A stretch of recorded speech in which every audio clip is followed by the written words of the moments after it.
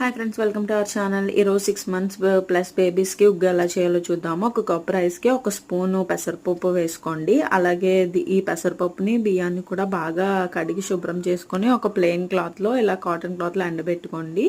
అంటే ఎండలో కాదు, డైరెక్ట్గా వాటర్ అంతా ఎగిరిపోయే వరకు. వాటర్ ఎంగిపోయిన తర్వాత దాన్ని ఒక ప్యాన్లో వేసుకొని బాగా ఫ్రై చేసుకోండి.